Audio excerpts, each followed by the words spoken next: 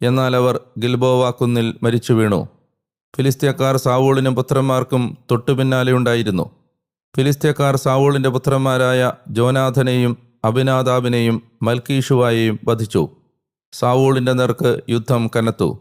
വില്ലാളികളായ അമ്പെയ്ത്തുകാർ അവനെ കണ്ടെത്തി. അമ്പുകളാൽ അവൻ വല്ലാതെ ഞെളിപിരികൊണ്ടു. സാവൂൾ തൻ്റെ ആയുധവാഹകനോട് പറഞ്ഞു, ഈ അപരിച്ഛേദിതർ വന്ന് എന്നെ കുത്തുകയും അപമാനിക്കുകയും ചെയ്യാതിരിക്കേണ്ടതിന് നിന്റെ വാളൂരി അതുകൊണ്ടെന്നെ കുത്തുക. പക്ഷേ ആയുധവാഹകൻ തയ്യാറായില്ല, കാരണം അവനേറെ ഭയമായിരുന്നു. അതിനാൽ സാവൂൾ വാളെടുത്ത് അതിന്മേൽ വീണു. സാവൂൾ മരിക്കുന്നതായി ആയുധവാഹകൻ കണ്ടപ്പോൾ അവനും തൻ്റെ വാളിന്മേൽ വീണ് അവനോടൊപ്പം മരിച്ചു. അങ്ങനെ അന്ന് സാവൂളും അവൻ്റെ 3 പുത്രന്മാരും ആയുധവാഹകനും മാത്രമല്ല അവൻ്റെ ആളുകളെല്ലാവരും ഒന്നിച്ചു മരണമടഞ്ഞു. ഇസ്രായേൽ പൗരന്മാർ പലായനം ചെയ്തെന്നും സാവൂളും പുത്രന്മാരും മരിച്ചെന്നും താഴ്വരയുടെ